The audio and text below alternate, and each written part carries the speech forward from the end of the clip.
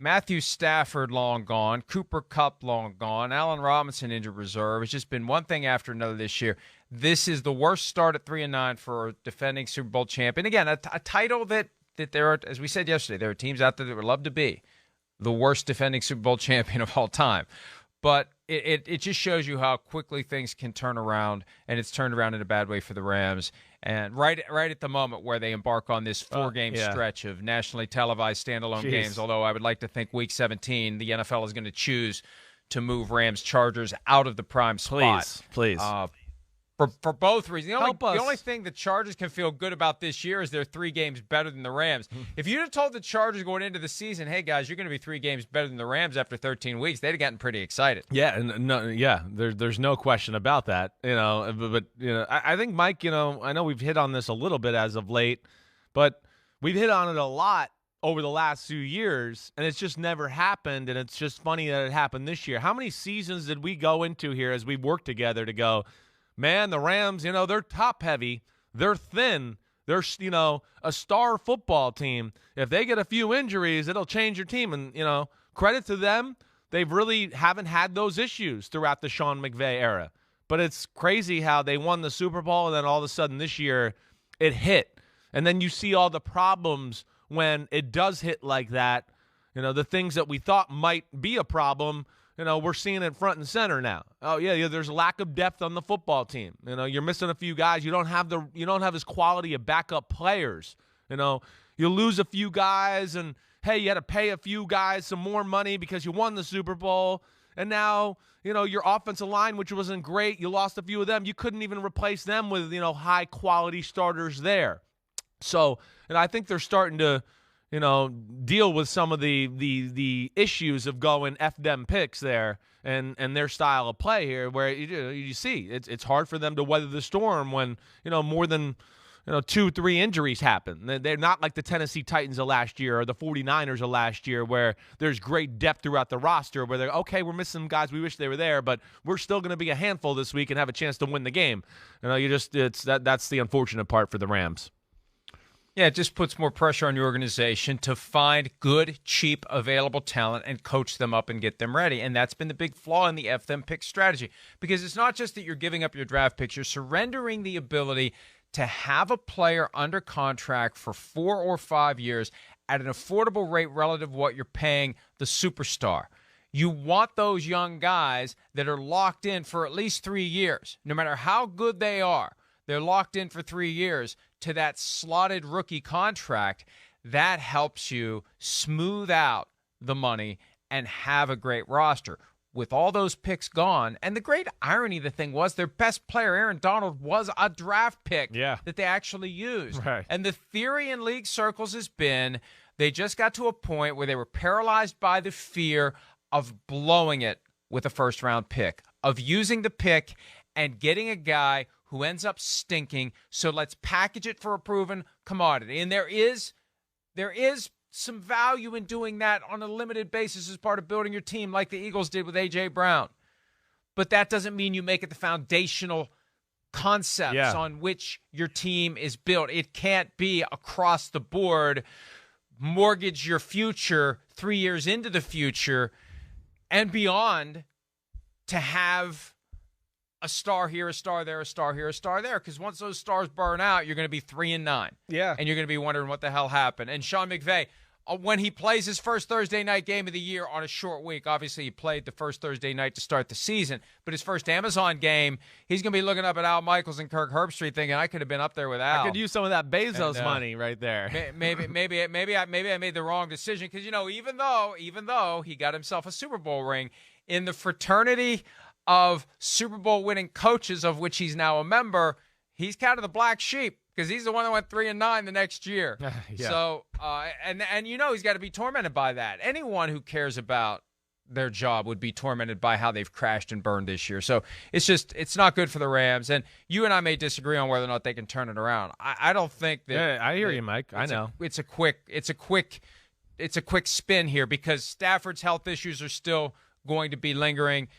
And Aaron Donald's contract was structured so after 2 years he could walk away without any financial ramifications. But he's got to be thinking after this year, what the hell did I do? I think he and McVay both have to be thinking, what the hell did we do coming back for one more year if this is the one more year we came back for? Their stars are aging. The guys that we're talking about are no Aaron Donald, it's the first year in a long time where definitely Aaron Donald's not the best defensive player in football. He's still awesome, but it's the first year. It's official. It's not.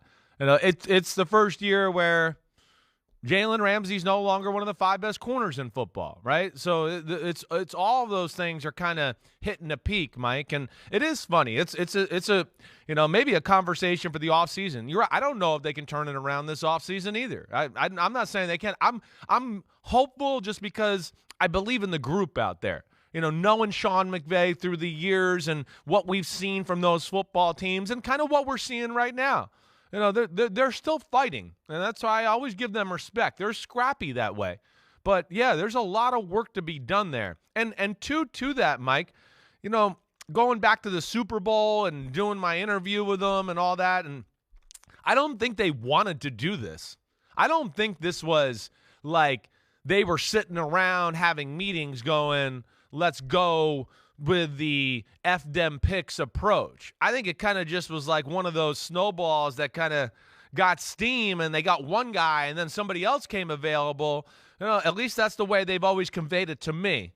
And he said that, during our Super Bowl pregame interview, that it wasn't really a planned attack. It kind of just happened organically. Because, too, Mike, you could argue. I don't believe it. I don't know. I don't know either. I'm just saying it. But they can say it. I don't have to believe it. I understand. I don't know if I believe it either. I'm with you. I'm just throwing it out there right now. The reason I'm just throwing it out there right now just for our talk is because they are good at drafting. They are. That's where I do believe them. The middle class picks they've made have helped them out. The last few years when you're looking at the roster going, wait, who the hell is this guy that's starting at corner in a 4th round? Oh, damn, he's kind of good. Oh, that's Darius Williams. Oh, yeah, he's out of here. They've had a lot of that where they've done great there. So that's where I want to believe them because I like them. But, yeah, I don't know, Mike. You're right. I don't know if I 100% believe them, but I want to. And I just was kind of giving the other side of the story there. I wasn't trying to say I was right or you were wrong or anything like that. The signature move that they've made the past couple of years was the trade for Matthew Stafford. They gave up 2 first-round picks and a third-round pick and Jared Goff for Matthew Stafford. And when you consider, now, yes, they won a Super Bowl with Stafford last year. So that's on one side of the good ledger. But when you consider how Goff is currently playing, how Stafford currently is not playing, boy, it sure looks like the Lions got the far better of that deal. But the whole idea was they freaked out because they recognized they shouldn't have given Jared Goff the big contract. And this is where I'll go back and do the victory lap. From June of 2019, the year after they went to the Super Bowl. Yeah. And I was saying, don't pay Jared Goff. Don't get caught up in the fact that he took it to the Super Bowl. Don't pay Jared Goff. And Fred Rogan, who at the time was with the NBC affiliate in LA, and frankly, I don't know if he still is or not because I don't keep up with all the local markets. But they had me on their radio show, and he's giving me a hard time. And he had interviewed Sean McVay and acted like what I suggested was the dumbest shit he's ever heard in his life. Oh, yeah. Well, you couldn't tell anybody out there.